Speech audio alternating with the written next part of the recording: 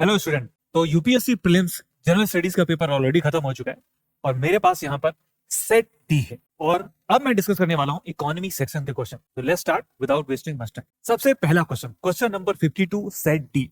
Let's read this question and then we will look at the right answer. An e-commerce revenue model where the seller has control over pricing but doesn't keep product in stock and instead transfer customer orders and shipment detail to a third party supplier who then ships the goods directly to the customer is called। तो यहां पर e commerce जो कि हम UPSC के syllabus में पढ़ते हैं उसकी डिटेल में जाकर क्वेश्चन पूछा गया आपसे कि ई कॉमर्स का कौन सा मॉडल है, राइट। तो आपने सुना होगा एक इन्वेंट्री लेड मॉडल होता है जहां पर जो ई कॉमर्स कंपनी है वो अपने पास इन्वेंट्री रखती है। दूसरा एक मॉडल होता है प्लेटफॉर्म बेस्ड मॉडल जहां पर थर्ड पार्टी वहां पर ये करती है। लेकिन यहाँ पर एक और मॉडल होता है जिसके बारे में क्वेश्चन पूछा गया, उसका डिस्क्रिप्शन दिया गया और आपसे आइडेंटिफाई करने के लिए कहा गया कि कौन सा मॉडल है, right.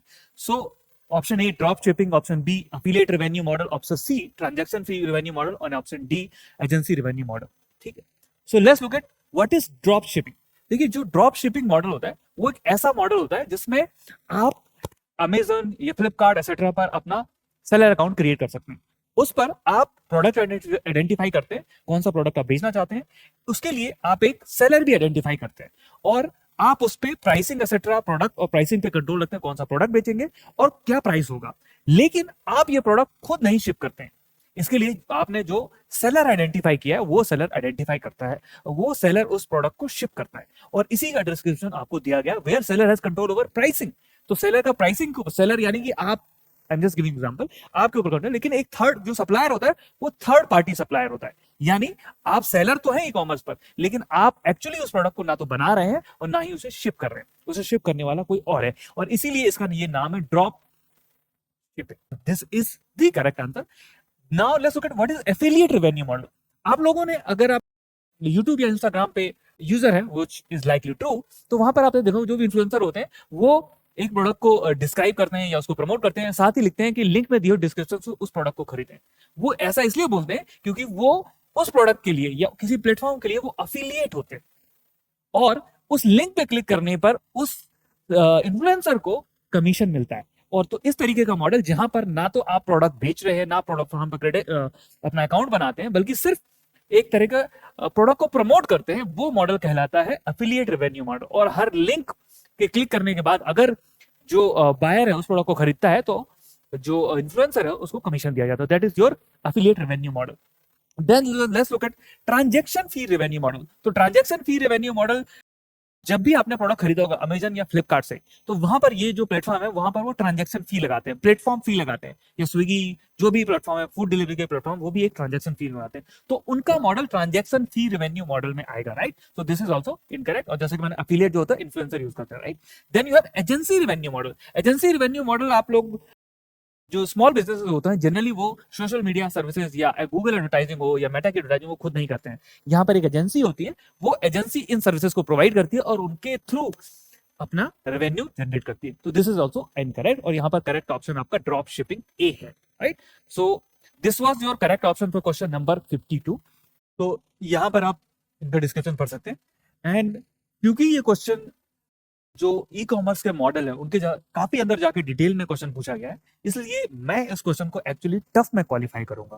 Because although we study e-commerce but this much detail you may not generally know about it, you may not even study about it. So I would say this is a difficult question.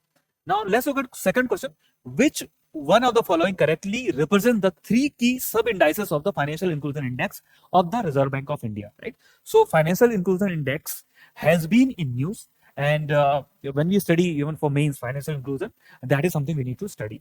So let's look at what is financial inclusion index and its sub indices. So if you look at, this is from PIB, so absolutely correct, the methodology for financial inclusion index. So here you have access, uses and quality, तीनों का यहाँ पर weightage है. So access है 35% weightage, within that you have banking, digital, pension, insurance. Then you have usage, right? So this is saving, investment, credit, digital, pension and insurance, which is for uses. And then you have quality, right? So access, uses and quality तीनों का यहाँ पर weightage है. These are sub indices within it. Now let's look at the option. So A, credit, access, insurance, debt and pension. So none of these are actually part of sub indices for financial inclusion that is. Then the banking access, GDP contribution is not there. Financial literacy, that is also not there. C is access, usage, and quality. Actually, all three of them are indeed there. So this is the correct option. Then access, affordability, and transparency. No, this is not there. This is also not sub indices for financial inclusion index. Therefore, your correct option is C. This is, I would say, a medium toughness question because although we study financial inclusion, you may not be able to recall all the three sub indices. Now, this also gives you an idea that you need to study in depth. Only superficial reading that financial inclusion index is released by which body will not help you solve question in the prelims examination, right? Let's look at question number 54. Which one of the following best describe the key objective of Indian open network to digital commerce, right? तो open network to digital commerce initiative का जो objective है, key objective है, वो कौन सा describe करता है, right? So here we have objective of ONDC. Let's read them one by one. Democratization of commerce, break the dominance of large e-commerce platform by enabling interoperability across network, right? तो यहाँ पे explicitly लिखा गया है dominance of large e-commerce company. This is from PIB, so authentic source, right? यहाँ पर monopoly लिखा हुआ. Then inclusivity, empower small businesses, retailer, local artisan to access the digital marketplace. This is another objective. Cost efficiency, lower the cost of customer acquisition and transaction processing for seller. Then market expansion, bridge regional and linguistic gaps, bringing untapped market into the fold of digital commerce. Then customer empowerment, increase option for buyer by providing access to broader array of sellers, right? So having read that, now let's go back to the options and look at them one by one. Option number A, to allow government control over all digital commerce transaction. Now, even if you don't know about the objective, you can easily say that this should not be the objective because we live in liberalized world. We live in a world which is privatized and therefore government will not try to do that, right? So this is absolutely incorrect. Then to replace private e-commerce company. Now, replacing private e-commerce company is not a, cannot be an objective because although there may be shortcoming, but private player also play an important role, and we want to promote foreign investment also because it makes retail competitive, right? So this cannot also be incorrect, and we also saw earlier that this is not one of the objectives.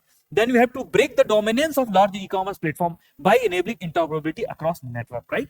Now this was explicitly mentioned that to break the dominance of e-commerce, monopoly को कम करना, साथ ही साथ interoperability वहां पर mention था, तो this is the correct option. Then you look at question number 2, to mandate UPI based payment for all online transaction. This is once again an extreme option. देखिए mandatory करना कि UPI ही use करना, क्यों? You can use debit card, you can use credit card, you can also use cash on demand. So why should we make it payment for all online transactions? This is absolutely extreme option and anyway incorrect. Therefore यहाँ पर ONDC का जो question number 54 है, set D से उसका सही option है option C. Let's look at question number 55. Which one of the following statement about unified payment interface UPI and central bank digital currency digital rupee is not correct, right? तो यहाँ पर आपसे UPI और CBDC के comparison करके question पूछा गया है, right? So you have to know both the concept and it has got actually in the detail, right? So it also required an in-depth knowledge. Let's read option number A. UPI is real-time payment system, but digital rupee is akin to sovereign paper currency, right? So here we will look at all these options, and option A, if you really read, UPI is actually real-time payment. It is built on IMPS, and here when we do a transaction on any app, the money is transferred from one bank account to other bank account. Although we do not enter bank account, we only enter mobile number, but the transfer is between bank account of the two users in the system, right? So in the UPI is an overlay payment, right? So this is an overlay payment mechanism that transfer commercial bank money instantly, right? So it is built on banking system. It is built on top of it. That is it. And the digital rupee is digital form of legal tender, right? तो digital जो रुपी है वो legal tender है, जैसा कि paper currency होती है, और उसी तरीके का एक पेमेंट है. तो वो actually is a different kind of money, right? Created by the central bank itself. लेकिन जो UPI है वो सेंट्रल बैंक ने, आरबीआई ने अलग से क्रिएट नहीं किया, बल्कि वो आपके बैंक में जो एग्जिस्टिंग मनी है उसको ही ट्रांसफर करता है. तो therefore this statement is of course correct, right? Now let's read option number B. In case of UPI, the settlement of end user happen instantly as the money gets immediately debited or credited. But in case of digital rupee, there is no settlement as the wallet does transfer to the other wallet, right? So when we transfer money from one UPI, यहाँ पर जो पैसा है वो हम UPI app पर करते हैं, वो अल्टीमेटली सेटलमेंट बिटवीन बैंक्स होता है, बिकॉज वो मेरे बैंक अकाउंट से किसी और के बैंक अकाउंट में जाना है, और वो जो दोनों बैंक होते हैं वो आपस में उसको सेटलमेंट करते हैं, right? Settlement means it is the the amount is settled between two parties. So if I transfer, let's say 100 rupees, that 100 rupees is transferred to someone else's account through the bank, and the bank settle between them. That let's say you transfer from your SBI account to PNB, then the SBI will pay that amount to, let's say, PNB, Punjab National Bank, right? So there is a settlement involved. लेकिन wallet के case में bank involved है ही नहीं. Wallet के case में the amount is directly transferred my bank wallet to your wallet और your wallet to my wallet. यहाँ बैंक का कोई इन्वॉल्वमेंट है नहीं. It is a separate currency, virtual currency created by RBI. There is no involvement of bank, there is no settlement. So this is also correct. Then we read option C. UPI transaction recorded by banks and reflected in bank statement, but in case of digital rupee, no data captured by in bank statement as transaction transferred from one wallet to other. This is जैसा कि मैंने पहले ही बताया था कि देखिए जो UPI transaction है उसमें बैंक इन्वॉल्व होते हैं.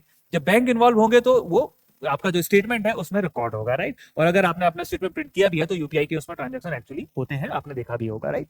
On the other hand, in case of digital rupee, banks are not involve. जब बैंक्स इन्वॉल्व भी नहीं है तो वो स्टेटमेंट में क्यों रिफ्लेक्ट होगा, right. There is no transaction which is recorded by the bank. So this is also correct. Therefore these statements are correct, therefore not the correct option. Now let's look at option D. In both the cases UPI digital, the liability right with the user and the respect to bank, right. That is your option number D.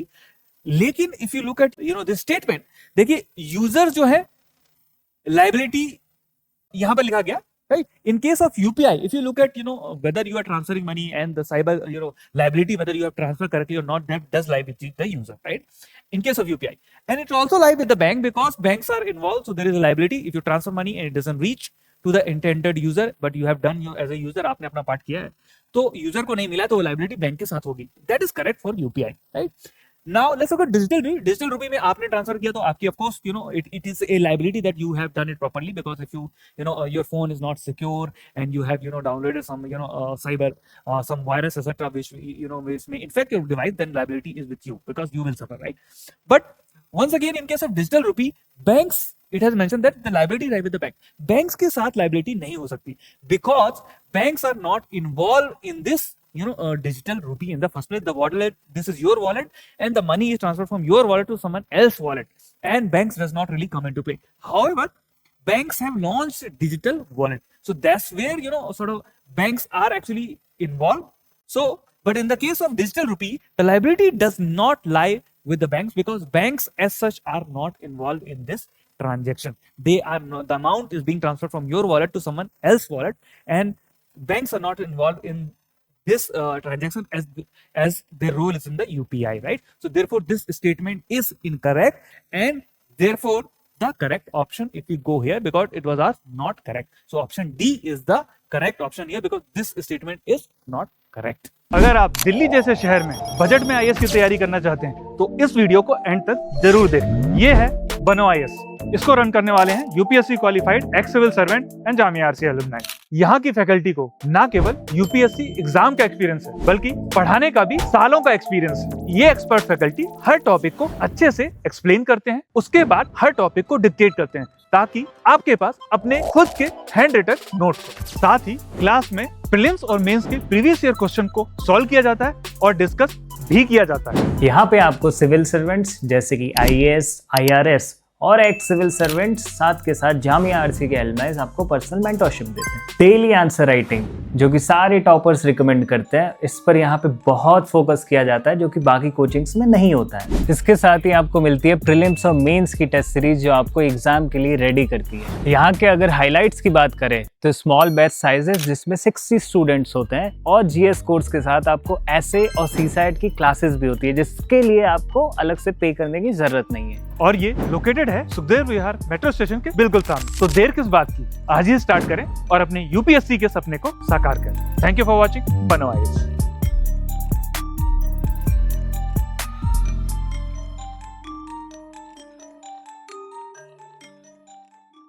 Let's look at question number 56. Which of the following statement about real world asset tokenization is correct, right? So tokenization के ऊपर आपसे question पूछा गया and let me explain first tokenization and then we'll go through this. So let's say if you want to invest in certain asset, for example you know you want to invest in commercial building, ठीक है, या आप invest करना चाहते हैं you know जैसे power plant setup, right, और you want to invest in land also, right. What happens that these जो भी ये प्रॉपर्टी होती है, जैसे कमर्शियल, जैसे एक मॉल में है, ठीक है, मॉल में आप इन्वेस्ट करना चाहते हैं, तो जो मॉल की वैल्यू हो सकती है जैसे 1000 crore, right, and then you may want to invest into, but you may not have that amount of money. You want to invest in, let's say, 10,000 rupees. Now how can retail user invest in these projects? One way which has been enabled by blockchain is the tokenization. इसका मतलब है कि इस asset को different tokens में split किया जाता है, right? So 10,000 crore may be split into let's say very very small tokens, and these number of tokens may be issued. When you issue those number of tokens, individual user can buy, let's say, 10,000 rupees worth of token or 12,000 worth of token, whatever they want to buy, they can buy in small amount. So that is your real tokenization. Now this can be done for virtual asset. For example, you could do it for even digital asset, let's say digital currency, इनका भी किया जा सकता है, चाहे bitcoin हो चाहे Ethereum हो, उनका कर सकते हैं. और हम रियल वर्ल्ड असेट यानी कि रोड, पोर्ट, शॉपिंग मॉल, इन सब का भी कर सकते हैं, right, so that we can generate investment from these. तो यहाँ पर इस तरीके से जो रियल वर्ल्ड असेट्स हैं उनको टोकनाइज किया जा सकता है, यानी उनको छोटे छोटे पीसेस में, राइट, पार्ट्स में ब्रेक किया जा सकता है. और ये जो पार्ट्स हैं वो हम ऑनरशिप के पार्ट्स होते हैं जिनको हम वर्चुअल नेटवर्क पर ट्रेड कर सकते हैं, right. So we can buy and sell those parts. So that is the meaning of tokenization. Now let's read the option. Tokenization is the process of turning real world asset into digital token using blockchain technology. Yes, इसमें blockchain technology का use होता है. So this is your correct statement. Number 2, tokenization of real world asset offer 24/7 access, promoting financial inclusion. Yes, because जो blockchain है वो 24/7 operate होती है, where you can buy anything and sell anything 24/7, जैसा कि आप Bitcoin खरीद सकते हैं, right? So this is also correct. Then look at statement number 3. Tokenization of real world asset will allow access to high growth investment opportunity for individuals in India, right? So how can it allow? For example, there is a there is an idea that you can tokenize land. When you can tokenize land, you can attract investment from new investor, right? For example, you and me may not be able to invest into large shopping mall or land also or power plant also, etc. हम उसमें invest ना कर पाए, और data centre, right, because they are very very big. लेकिन अगर हम उनको टोकनाइज कर देते हैं तो हम नए इन्वेस्टमेंट है स्मॉल इन्वेस्टर से जो एग्रीगेट कर सकते हैं बहुत सारी सेविंग्स को, और उसके थ्रू हम और इन्वेस्टमेंट कर सकते हैं. तो this is also correct that it can access to high growth investment opportunity for individuals in India. Now we have to find the correct. So therefore 1, 2 and 3A is the correct option, right? So here once again a new concept has been asked, and therefore I would say this is question also a little tough, because you may not studied about tokenization in so much detail. Although blockchain as a technology has been used, but tokenization is not something I have not often seen in the even current affairs also. Let's look at question number 57. Here you have a question on bond. And this is a sort of easy question, I would say. So a bond whose proceeds are used only to finance or refinance a combination of both environment and social project is called. ठीक है, तो यहाँ से पूछा गया आपको only to finance or refinance combination, ठीक है, तो this is something you need to pay attention, both environment and social project. क्या बोलते हैं उसको? Let's look at the option. Green bond, right? So it finances environment project. Green bond हाँ करते हैं, but क्या social project को कर सकते हैं? So green bond is actually only for environmental. So this is incorrect. Then you have social bond. Social bond जो है social projects को करते हैं. This is correct, but they will not do this part. So therefore it also become incorrect. Then you have, let's say, option C, sustainability bond, which does finance environmental projects and also finance social projects. So this is your correct option. And then your option D, sovereign bond. थी तो government bond है, तो they are not necessarily for these purposes, and they are definitely not only for this, right? This is for government borrowing. This is also incorrect. So here you have a relatively easy question. All you had to do is to pay attention that it wants you to select an option where both environmental and social projects can be done from the bond. So option C is the correct answer here, right? Let's look at question number 58, right? Which of the following statement about M1 exchange role in micro, small and medium enterprise financings are correct, right? तो यहाँ पर आपसे M1 exchange का जो role है वो पूछा गया है MSME की फाइनेंसिंग में. Number 1, M1 exchange provide collateral based loan to MSME. M1 exchange provide collateral based loan to MSME, right? Now it is possible that you may not have heard about M1 exchange. M1 exchange is a platform which provides options to MSME to discount their bills, right? So what is bill discounting? Let's say there is an MSME who has supplied, for example, 100 crore worth of products or semi finished product, ठीक है, a PSU like let's say ONGC, right? Or they may be Power Grid. It may be private sector also, right? So they have supplied. Now, this payment may be due after, let's say, 100 crore has to be paid after, let's say, 6 months, right? Or maybe 3 months, right? Now, what happens when जो MSME है उसने तो product बनाकर supply कर दिया, जब supply उन्होंने कर दिया बट पेमेंट उनको 3 महीने बाद या 6 महीने बाद मिले, तो उतने दिन के लिए उनकी जो कैपिटल है, right, that is stuck and they would need to borrow more to produce the same now product whatever they have supplied to these companies. इसके लिए गवर्नमेंट ने, और ये जो फाइनेंसिंग है एमएसएमई के लिए is an issue because these are, you know, small businesses. They generally do not have collateral, right? And they would need to borrow more from the bank at higher interest rates, which creates a pressure on these, right? So what government has done, government has created a platform, trade receivable discounting system. Here, MSME can make their bills, these bills available, and the financing, for example, bank या NBFC जो है, उन पर they will say, okay, this is 100 crore. I am willing to pay you, for example, let's say 90 crore right now, right? So if you are willing to accept, you know, this 10% less money, you can take this money right now, and whenever these company pay, we will collect this payment. So that is your bills receivable discounting, right? Now I also mentioned that MSME do not have collateral because they are a small business. Now let's read this one option. MSME exchange provide collateral based loan to MSME. अब देखिए MSME के पास collateral नहीं होता है, यही तो उनकी problem है, राइट? और कोलेटरल बेस्ड लोन अगर ले सकते होते तो वो ऑलरेडी बैंक से ले रहे होते. कोलेटरल नहीं है, यही तो प्रॉब्लम है. तो फिर M1 एक्सचेंज ये प्रोवाइड करेगा तो उसका तो कोई मतलब है नहीं, because this is already available from the bank. तो this has to be correct, right? This can not be correct because MSME की प्रॉब्लम ये है कि उनके पास कोलेटरल नहीं है, right? So this is therefore incorrect. You can cross it down. तो आपका फर्स्ट भी कट जाएगा और ये भी कट जाएगा, right? Now let's read question number 2. M1 exchange facilitate discounting of invoices and bills of exchange for MSME, right? So this is correct, you know, statement, but हो सकता है आपको M1 exchange ना पता हो, right? So it is quite possible, and let's assume that we don't know this and we leave it for the moment, right? Let's come to option number 3. M1 exchange function as a credit rating agency for MSME, right? अब देखिए जो credit rating होती है उसका function अलग होता है, and we know that credit rating provides rating of the borrower, ability of the borrower to service the debt, right? तो अब credit rating agencies are only limited, right? Probably there are 6 credit rating agencies in India, which we already know and which we study in the capital market, right? And ऊपर लिखा हुआ है कि ये discounting facilitate करता है. तो option 2 जो option 3 है वो different function है, right? And it is in a way logical that someone who is, you know, facilitating that should not be doing credit agency, because let's say आप facilitate कर रहे हैं bill discounting, तब आपका incentive है कि आप उसको you know ज्यादा से ज्यादा bill discount हो, right? अगर आप credit rating भी करेंगे तो आप लूज करेंगे. For example if M1 exchange does this कि वो डिस्काउंटिंग भी फैसिलिटेट कर रहे हैं, प्लेटफॉर्म प्रोवाइड कर रहे हैं, और दूसरी तरफ क्रेडिट रेटिंग एजेंसी भी दे रहे हैं, तो क्या होगा? कॉन्फ्लिक्ट ऑफ इंटरेस्ट होगा. वो क्रेडिट रेटिंग जो है इजी देंगे ताकि ज्यादा से ज्यादा बिल डिस्काउंट हो और उनको प्रॉफिट हो. तो इसलिए ये फंक्शन अलग होते हैं. रेटिंग करने का काम अलग है और क्या बोलते हैं लोन देने का काम अलग है, राइट? लोन कोई और देगा, राइट? तो इसलिए क्रेडिट रेटिंग एजेंसी जो है वो they are very very separate, right? So therefore you can see this has to be, you know, either 2 और 3. और अगर यहाँ पे लिखा हुआ है कि M1 exchange role in financing MSME जो ऊपर लिखा हुआ है, राइट? तो यहाँ पर आप मान सकते हैं या तो 2 सही होगा या तो 3 सही होगा, राइट? दोनों तो सही नहीं हो सकते. तो ऐसी कंडीशन में you would have to cross 2 and 3 and 2 will remain your only option, जिसे आप मार्क कर सकते हैं. तो अगर आपको ये नहीं भी पता था M1 एक्सचेंज क्या करता है, it was possible to arrive this answer logically.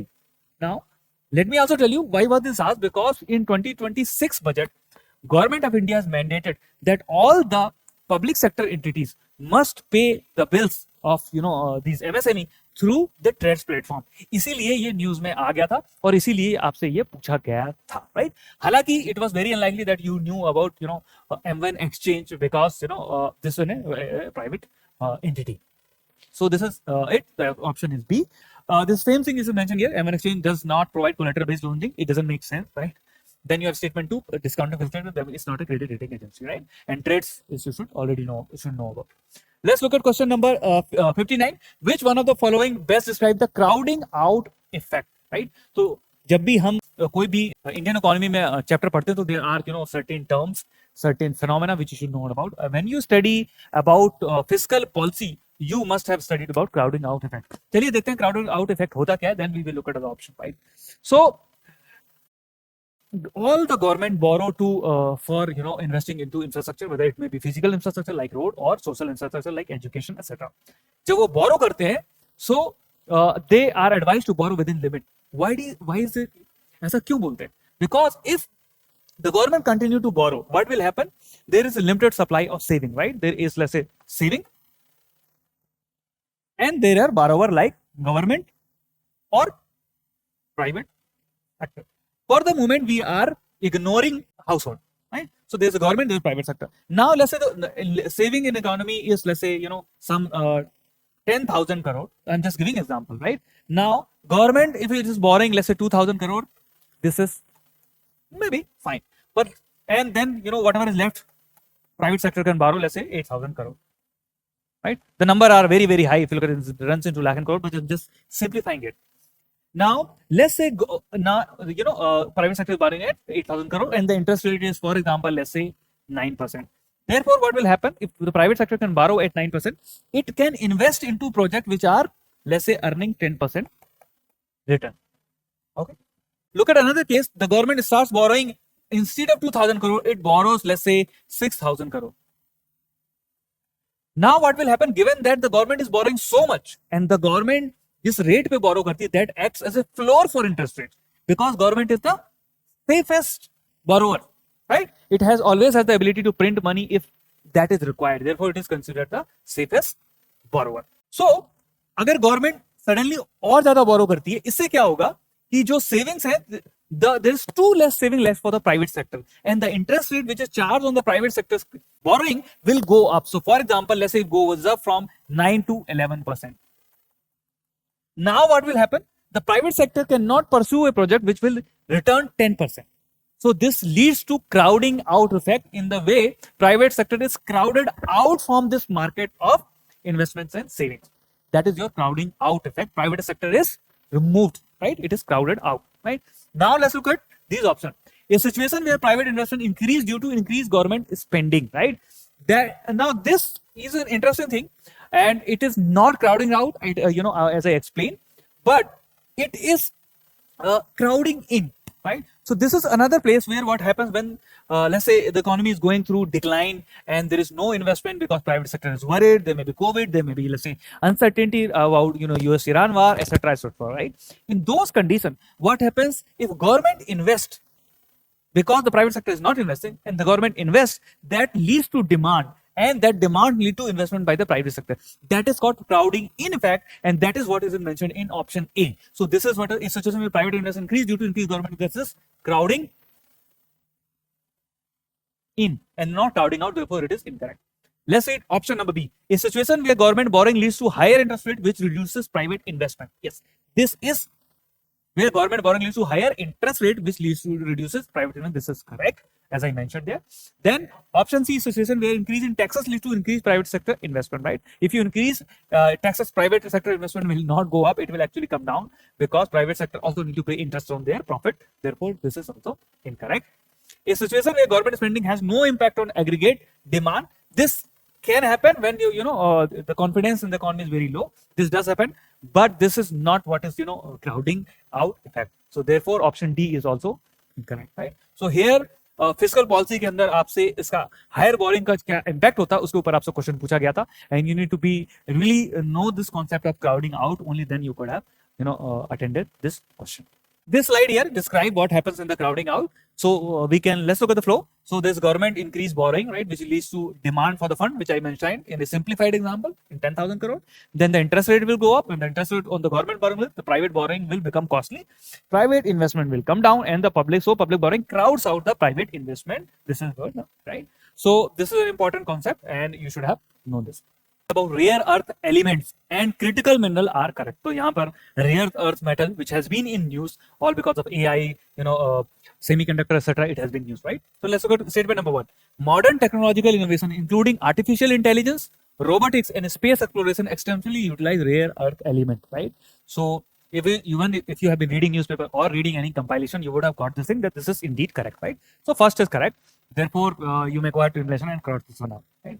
Now let's look at question number 2. China has the highest share in mining of REE, followed by India. Right now, if you have been reading about India's AI policy and other things, you have read about that China is indeed has the highest share in the mining, right? तो ये news में था और China ने इस पे control लगाया था. That was also one of the reason why US was unhappy because US has been restricting the export of GPUs from Nvidia. जो Nvidia की chips हैं उनका export को restrict करता रहा है, and in turn China has clamped down on this rare earth metal. इसको उन्होंने strategic तरीके से use किया, right? तो China है, लेकिन India does not produce any significant quantity. Actually, India faces huge shortage, and we are huge importer in this, right? So if India was indeed the second, we must have read about it, and you must have also known about this. So aap isko, even on the basis of whatever knowledge you have, you could have said that okay, China could be one because China is indeed one in many metals and etc.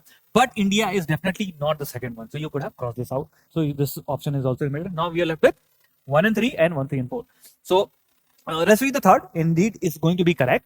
The government of India launched the National Critical Mineral Mission in 2025 to establish a robust framework for self-reliance in critical mineral sector. Right. So anyway, as from our elimination, we have got down that this is correct, and this is indeed correct that 2025 में इसको launch किया था. Right. Then let's read. Now we are only left with whether 4 is correct or not. Rare earth element are 13 metallic set of element. Right. Now, one way could have been that you would know that how many rare earth elements are there. The other is that logical guessing framework we teach on our classes. That whenever a number is given, UPSC का जो examiner है उसको बहुत मजा आता है जब उस नंबर को वो गलत कर देता है. ठीक है, वो इस तरीके से ही एस्पिरेंट को फंसाता है. तो आप इसको उस लॉजिकल फ्रेमवर्क को लगा के भी इसको इनकरेक्ट मार्क कर सकते थे और इस तरीके से आप A 1 and 3 को करेक्ट कर सकते थे. राइट. तो this way you could have got definitely narrowed down your choices to 2, and beyond that it was once again possible to use that logical guessing to get to 1. That 1 will be the answer because most of the time numbers are incorrect. That is the logic we are using here. Now let's read about this model answer in detail. So statement number 1 is correct. Rare earth element are used in electronics, magnet, laser, defense system. ये आप सबको पता रहा होगा, कोई doubt नहीं है इसमें. Statement 2 is incorrect. China is largest producer of rare earth metal, but India is not second, and that is why China at the top, followed by country like USA, Myanmar, Burma, Australia. तो India second होता तो आपको definitely पता होता, India second तो है ही. ठीक है, ये भी मेरा मानना आपको पता. Statement 3 is correct. Union Cabinet approved launch of National Critical Mineral Mission in January 2025 to build a resilient critical mineral sector and support right. This is indeed correct. Question number statement 4 पढ़ते. Rare earth element are 17 metallic element. ठीक है, तो ये 17 है. ठीक है, और not 13 15 lanthanide plus scandium and yttrium. तो ओनली स्टेटमेंट करेक्ट है 1 and 3. राइट. तो मैंने आपको जैसा कि बताया कि अगर यूपीएससी नंबर देता है तो जनरली इनकरेक्ट होते हैं, तो यहाँ पर आप उससे भी लगा सकते थे और ये एक्चुअली में भी इनकरेक्ट है. Let's look at question number 61. And 61 is which of the following is about insurance in aviation sector are correct, right? अब आप पहले ये सोचेंगे कि भाई एविएशन सेक्टर के बारे इंश्योरेंस के बारे में क्यों पूछेगा. If you remember, there was an accident of Air India flight from Ahmedabad to London in which large number of people died tragically. और उसके बाद वो काफी न्यूज में था, उससे कंपनसेशन से रिलेटेड जो कंट्रोवर्सी थी वो भी न्यूज में थी. Right. So that is why UPSC ने क्वेश्चन पूछा और यहाँ पर एक क्वेश्चन पूछ लिया एविएशन में इंश्योरेंस पे. राइट. तो ऐसा कुछ बहुत रैंडम नहीं था, करंट अफेयर से रिलेटेड ही था एविएशन इंश्योरेंस. साथ ही ब्लैक बॉक्स के ऊपर भी एक क्वेश्चन पूछा गया है. Right. So that is it. Now let's read question number 1. Aviation hull insurance cover physical aircraft including the body, engine and on-board equipment. तो aviation hull ये include करता है, ये पूछा गया था. Right.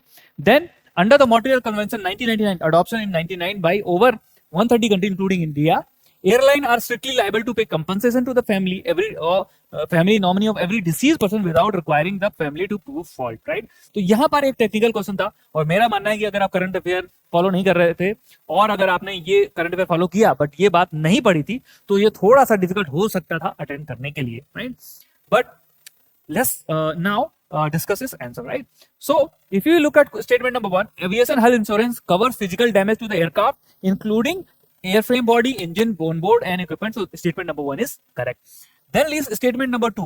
Statement number 2 reads, under the Montreal Convention 1999, airline has strict liability for death or injury of passenger in international air travel. So this is correct. There is a strict liability and the family does not need to prove fault, negligence or compensation. तो family को compensation fault prove करने की जरूरत नहीं है and both statement are indeed correct. Right. So this was a question. This is current affair based question. It is inspired from there, and it is, I would say, a little tough, but not completely random. Let's look at question number 62. So there is a question on which of the following statement about crowdfunding are correct, right? So crowdfunding हालांकि recently news में नहीं था, but इसके पहले काफी news में रहा है, तो you might have known about it. Crowdfunding is statement number 1. Crowdfunding is solicitation of funds, a small amount, from multiple investors through web-based platform or social networking site, a specific project, right? So crowdfunding project में specific project के लिए जा सकते हैं. For example even if you want to build something very innovative and you think आपको investor fund नहीं करेंगे, और you may not bank funding, आप दिखा सकते हैं अपना कॉन्सेप्ट, दिखा सकते हैं कैसा क्या प्रोडक्ट बनाने वाले हैं, और उसके बाद जो है एक स्पेसिफिक प्रोजेक्ट के लिए लोगों से फाइनेंस ले सकते हैं, राइट? तो इसमें जो लोग हैं वो आपको पैसा देंगे, और हो सकता है आप उसके बदले प्रॉमिस करें that when I produce this project I will give you I will send you this product, right? So that is called crowd funding. So first is Indeed correct. Second, the small and medium enterprise SME are able to raise fund at lower cost of capital without undergoing rigorous procedure, right? तो crowd funding होती है, उसमें बहुत ज्यादा rigorous process नहीं है, because you are not applying for loan. तो वहाँ पे एक फॉर्मल प्रोसीजर कोलैटरल है नहीं है, ये सारी चीजें नहीं है. और एसएमई कुछ प्रोडक्ट के लिए बहुत कम प्रोसीजर फॉलो करके भी ये रेज कर सकती है. हालांकि कुछ प्रोसीजर होते हैं, because otherwise there will be outright fraud in this financing, right? So there are some procedure, but they are not as rigorous as bank loan, etc. So this can be said. This is also correct. So select the correct answer using code. Which one correct? A, 1 only, B, 2 only, C, both A and B, right? So here your C is the correct answer. And ये question relatively simple था. आपने crowd funding के बारे में थोड़ा बहुत तो सुना होगा. और इनको हम ये statement भी दोनों ऐसे हैं जो बहुत कुछ extreme नहीं है. They look reasonable, right? You could have marked both of them correct. So this is the answer, which is the mentioning the same thing. Let's look at question number 63. With reference to different committee in India, consider the following details, right? So whenever we study, banking, finance, and insurance, capital market, we do study about certain committees, because these committees have studied the situation at that point in time, then they have recommended, and then reforms have followed, right? So let's see, we have on the left, we have serial number, then committee, then objective, then organization under which it was formed. Committee, RN, number 1, RN Malhotra Committee, Comprehensive Reform of Insurance Sector in India. It is in which it was formed, organization, the Insurance Regulatory Development Authority of India, which is IRDAI. Now, if you are studying about insurance, this committee was indeed related to comprehensive reform of insurance sector. This part is correct, right? But this committee was set up in 1993, and if you know about insurance sector in India, IRDAI is relatively recent body, and actually it was the recommendation of Malhotra Committee, on whose recommendation this IRDAI was set up, right? So therefore, this one entire line is not correct. This part is incorrect, and therefore this becomes incorrect, right? So we can cross it out C.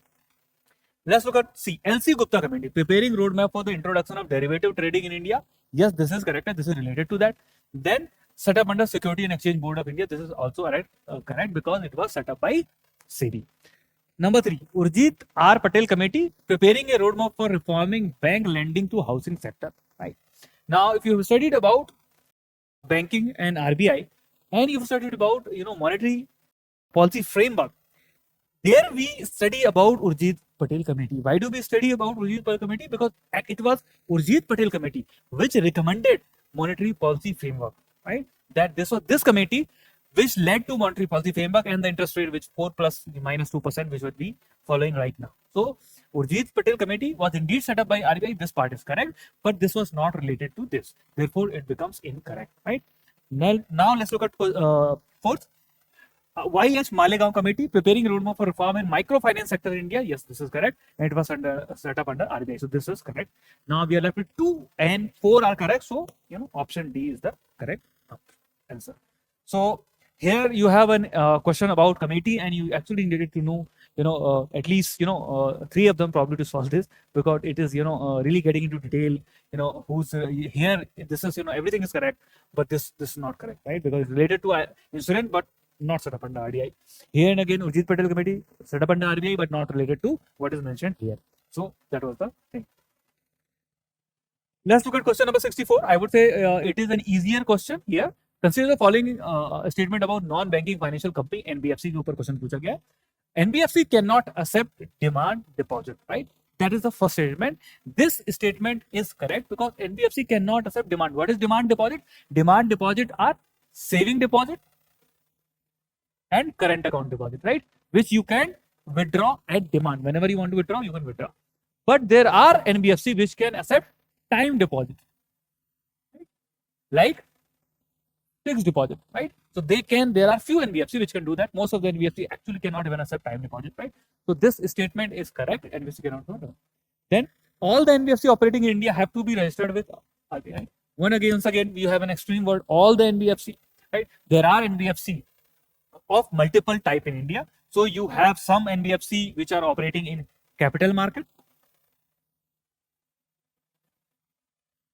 which stockbroker, right? Like Grow, Zerodha. Then you have, mutual fund. They are also NBFC, right? So these have all type of company. These don't need to register. Then you have, insurance company, right? They need to register with IRDAI. These need to register with SEBI. So this is incorrect. Then again, we have a use of extreme word. All the NBFC operating are registered with RBI. This is incorrect. Let's look at 3. NBFC form part of payment and settlement system, can issue check drawn on itself. Right? Now, what does this mean? Check drawn on themselves. That when NBFC issues check, these checks, right, are issued by these are bank check. They are not their own check, right? It's never that, let's say there's Bajaj Finance NBFC in India that they issue a check and it is, Bajaj Finance check. No, it is not. It will be actually, some bank's check which they have issued, right? So NBFC do not form part of the payment and settlement system, and therefore they cannot issue check drawn on themselves. So that is, this statement is actually incorrect here. Payment and settlement system, banks are part of that, and banks are the only one they can issue check drawn on themselves. Let's look at statement number 4. Deposit insurance. Facility of deposit insurance and credit guarantee corporation is not available to depositor or deposit taking NBFC, right? So I just mentioned there are some NBFC which can, accept deposit, and this is indeed true that this deposit insurance is not available to them, right? So this is correct. Then we are left with 1 and 4, and A is the right answer here. So here I would say a relatively easier question. Question number 65, right? Poverty is an important topic, and we do study about different indices here, and multi-dimensional poverty index is an important index to study poverty and for policymaker to take steps, launch a scheme, etc. Right? Let's study the option. Consider the following statement about multi-dimensional poverty index MPI के बारे में question है. The statement of MPI is calculated using Alkire-Foster methodology. Right? Now this I would say is a tough statement here. It is possible that you have studied about MPI, but you may not know about Alkire-Foster methodology. Right? Now, let's leave it this statement for the moment. Let's study statement number 2. MPI calculated by NITI Aayog has total of 12 indicators, right? Now, although we have mentioned about that most of the time number mentioned by UPSC are wrong, right? But sometimes they are also correct. So if you studied about MPI, you would know that there are 12 indicators in the MPI calculated by NITI Aayog, right? So this statement here is correct. Then look at statement number 2. Maternal health and bank account are common indicator in the 2 MPI of NITI Aayog and MPI of United Nations Development Program, right? Now, the MPI released by UNDP considered 10 indicators, and the one released by NITI Aayog has 12 indicators. So, which are these 2 indicators? These 2 indicators are maternal health and bank account. These are the 2 indicators which has been added by NITI Aayog to calculate multi-dimensional poverty index in India. So, this is incorrect. So now if you cross 3, you would cross this 2, and we know that 2 is correct. Now herein you could have been get stuck that whether you should write this or that, right? Now let me explain that the option number 1 is correct because Alkire-Foster methodology is indeed used by UNDP as well as NITI Aayog. What this methodology does, without getting into too much detail, that when we measure, let's say, when we used to say earlier, in earlier method, we used to say 20% of the population is below poverty line. So we used to determine, let's say, a poverty line, then we used to say below this line, there are 20% people. So this tells you how many people are there. But this earlier methodology, this does not tell you that what is the distance of these people from the poverty. मतलब how poor they are. ये नहीं बताता, ये बताता कि आपको 20% लोग poverty line से नीचे, but ये नहीं बताता था कि कितने पुअर हैं वो इस पॉवर्टी लाइन से, मतलब कितने पुअर हैं वो एक्सटेंट पता नहीं चलता था, हमें केवल एक एब्सोल्यूट नंबर पता चलता था. जो अल्कायर-फोस्टर मेथोडोलॉजी है वो आपको दोनों बताती है, वो मल्टी डायमेंशनल लेवल पे देखती है कि कितने लेवल पर इनके डिप्रिवेशन इंडिविजुअल के, राइट। उसके बाद डिटरमाइन करते हैं कि कितने लोग पुअर है, साथ ही वो ये भी बताती है, इनकॉर्पोरेट करती है अपनी कैलकुलेशन में कि ये लोग कितने पुअर है। तो वो ना सिर्फ हेडकाउंट मतलब आपको नंबर मिलता है, एक नंबर मिलता है कि how many people are poor, it also gives you how to what extent they are poor, right? So that is the methodology used in calculation of MPI. And I would say a little this is what makes this question really difficult, because you didn't know कि alkyl epistemology correct है नहीं है, and you could have gone both ways, maybe marking correct, maybe incorrect, right? But this is indeed true. So you would be left with option number 1 and 2. Those are your right answers. So option A is your right answer. So after looking at all the question of economy section, I would say that the paper of economy was on the tougher side, and unless you have studied very carefully and unless you are very clear with the concept, you would have find it difficult to attend those questions, right? If you're looking to start your UPSC preparation for 2027, 28 or 29, admission at Bano IAS are open. अगर आप दिल्ली जैसे शहर में budget में IAS की तैयारी करना चाहते हैं तो इस वीडियो को एंड तक जरूर देखें। ये है बनो आईएएस।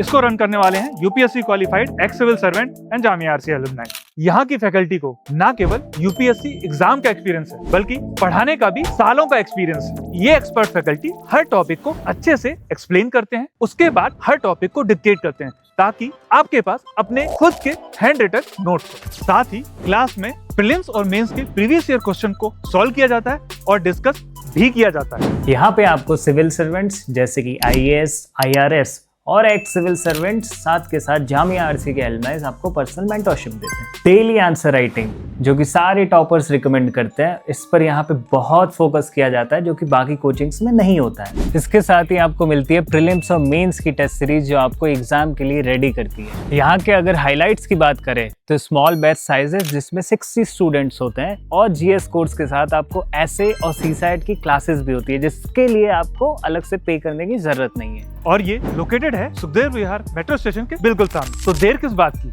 आज ही स्टार्ट करें और अपने यूपीएससी के सपने को साकार करें। थैंक यू फॉर वॉचिंग बनो आईएएस।